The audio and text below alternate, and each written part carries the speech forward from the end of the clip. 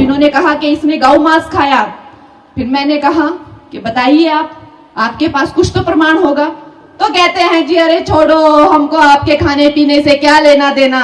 हमने उनको छोटा पप्पू क्या बोल दिया, अरे वो तो मुंह फुला के बैठ गए। उनको उस पे भी गुस्सा आ गया।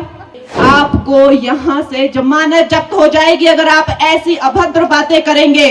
जो गलती हिमाचल से हो गई है वो गलती सुधारनी है। मेंबर ऑफ पार्लियामेंट सेंटर में बैठता है और सेंटर में जिसकी सरकार होगी उसी के ही जो है वो हम कोई डिमांड कर सकते हैं, कोई मांग कर सकते हैं। और ये समस्त विश्व जानता है कि आएगा तो मोदी ही। तो मोदी जी के प्रत्याशी को आपको जिताना है।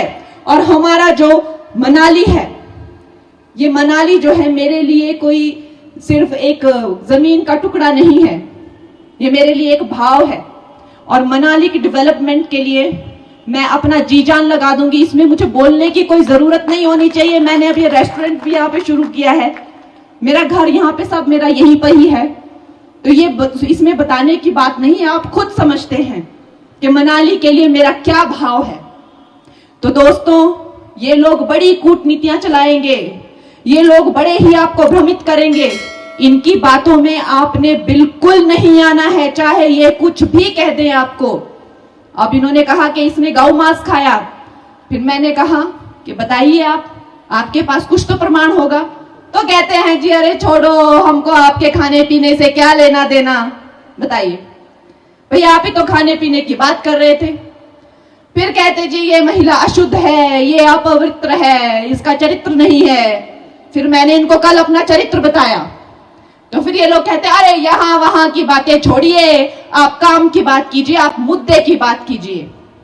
तो ठीक है, हम मुद्दे की बात करते हैं। तो मुद्दा ये है कि आपने कहा था, कांग्रेस की सरकार ने कहा था, जिसमें विक्रम भाई जो मेरे छोटे भाई हैं मुझसे तो नाराज ही रहते हैं, इतना प्यारा मैंने उनको नाम दिया राजा बेटा, उससे भी खफा हैं। इतना प्यारा मैंने उनको बोला राजा बाबू, उससे भी खफा है। हम जो हमारे जो शीर्ष नेतृत्व हैं, अगर कोई उनसे हमारी तुलना करे तो हम तो गदगद हो जाए। वो खुद को प्रधान सेवक कहते हैं, दुनिया उनको प्रधान सेवक कहती है। हमें कोई छोटा सेवक कह दे हम तो गदगद हो जाए। हमने उनको छोटा पप्पू क्या बोल दिया, अरे वो तो मुंह फुला के बैठ गए। उनको उस पे भी गुस्सा आ गया। मुझे कहते हैं मैंने अभद्र भाषा यूज की। अरे भाई, किसी को प्यार से छोटा पप्पू, राजा बाबू, राजा बेटा, ये तो बड़े ही प्यारे शब्द होते हैं, हम छोटे छोटे बच्चों के लिए यूज करते हैं। छोटा भैया है वो, उसको मैंने प्यार से बोल दिया, बड़ा नाराज हो गया। लेकिन वो भी मंत्री है इस सरकार में, तो वो भी इन बातों का जवाब दे कि आपने कहा था कि आप पेंशन स्कीम जो है वो शुरू करेंगी। की आपने स्कीम, पेंशन स्कीम शुरू की आपने? काम की बात कीजिए। आपने कहा था मोबाइल हॉस्पिटल बनाएंगे, मतलब वैने होंगी जिनमें हॉस्पिटल होंगे, वो घर घर जाकर, गली गली जाकर मुफ्त इलाज करेंगे। देखी ऐसी वैन किसी ने? देखी क्या मंडी में ऐसी वैन किसी ने नहीं देखी। आपने कहा था 5 से 6 लाख नौकरियां देंगे, मिली क्या किसी को नौकरी? आपने कहा था महिलाओं को, बेटियों को 1500 हर महीने देंगे, मिला क्या किसी को 1500? आपने कहा था जो बागवान फल उगाते हैं वो अपना मूल्य खुद तय करेंगे, हुआ क्या ऐसा? आपने कहा था खाद आप जो है 2 रुपए में ले, हुआ क्या ऐसा? अरे विक्रम भैया, आपसे काम की बात करें तो आप उल्टी बात करते हैं, और जब आपसे उल्टी बात करें तो आप कहते हैं हमें सीधी बात करनी है। तो आपसे बात कौन सी करें?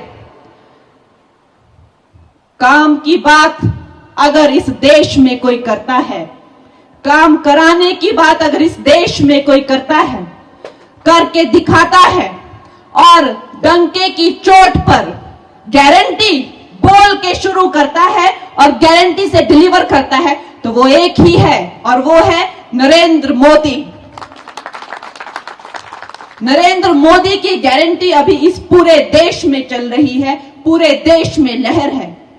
दोस्तों, उस लहर से हमें जुड़ जाना है, किसी भी तरह अब हमें चूकना नहीं है। देखिए इनके कुकर्म कैसे हैं, 18 महीने में ही लड़ मर के इन लोगों ने क्या सत्यानाश कर दिया। अभी इलेक्शन पे इलेक्शन होंगे तो सरकार चलाएंगे क्या, काम क्या करेंगे ये लोग। इन बातों पे विचार करने योग्य बातें हैं ये।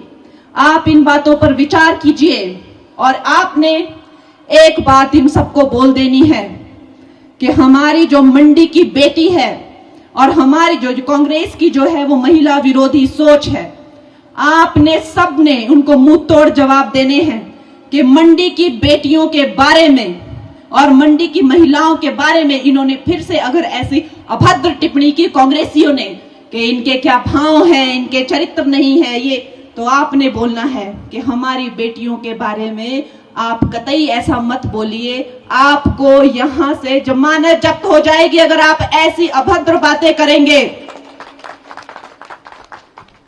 बाकी आपसे तो मेरी बातें होती रहेगी। और दोस्तों, कभी आपने ये अपने मन में ये नहीं रखना है कि हम कंगना से कैसे मिलेंगे, कंगना तो अभिनेत्री है, हमारी सेवा करेगी कि नहीं, हमारे काम करवाएगी कि नहीं। ऐसा नहीं होता है। देखिए, जिस जिस वक्त की जो जो डिमांड होती है वो वक्त वैसा ही होता है।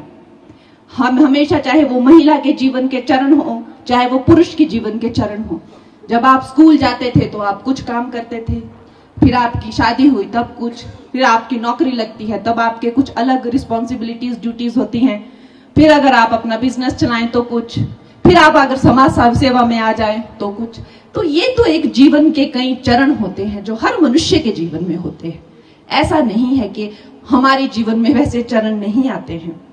अगर आप लोगों ने मुझे सफलता दी और अगर आप लोगों ने राजनीति में मुझे प्रोत्साहित किया तो अवश्य ही, इसमें कोई दो राय नहीं है कि मैं अपना जीवन भी राजनीति के लिए समर्पित कर दूंगी।